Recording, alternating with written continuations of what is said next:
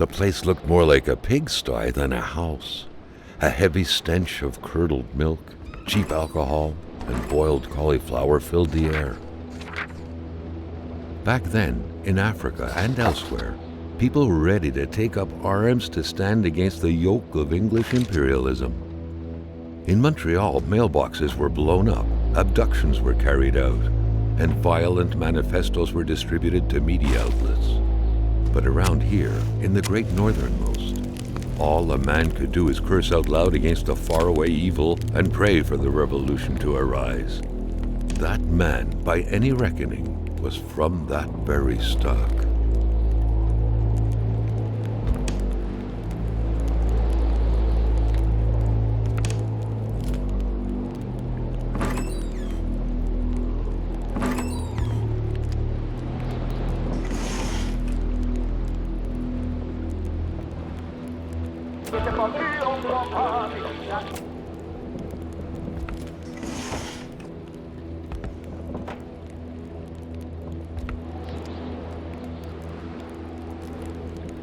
You had to be out of your mind to cook up white whiskey at home.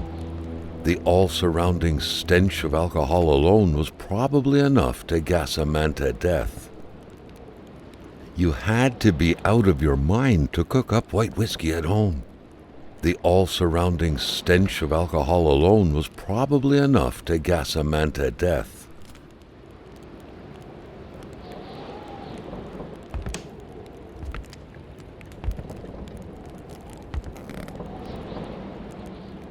Carl now knew how to quench the drunkard's thirst.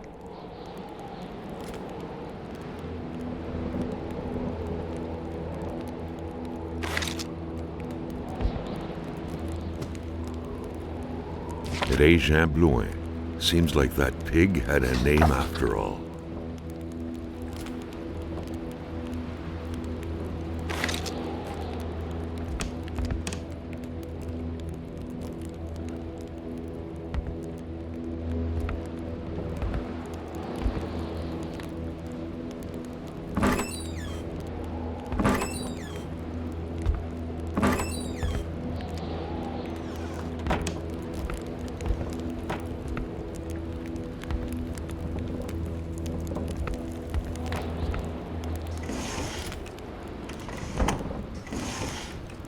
Rock music invaded the minds of men even in the remotest of places. The man didn't own a turntable, though, so there's that going for him.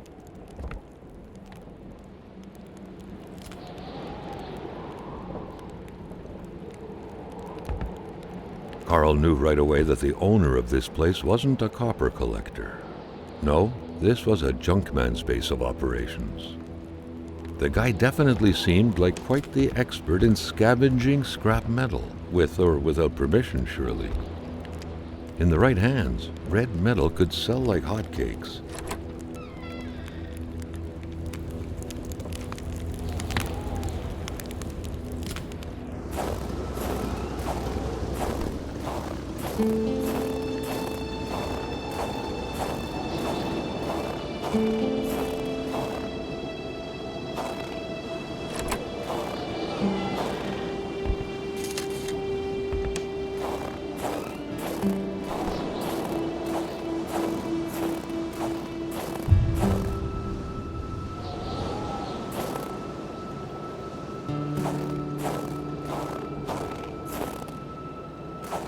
With a homemade shooting range such as this, it wasn't hard to imagine a stray bullet ending its course inside the flesh of an unsuspecting passerby. Granted, Carl thought, there wasn't much in the way of passersby around here.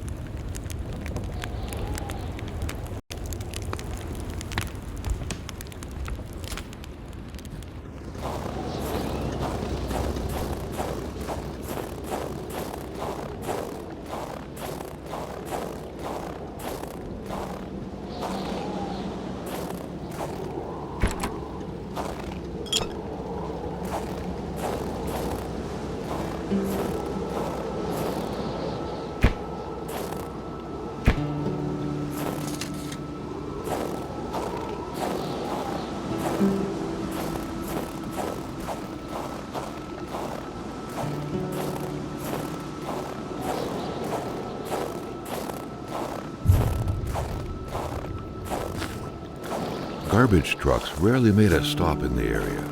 Thankfully, the lake served as a pretty good backup dump for those times when the bins started overflowing.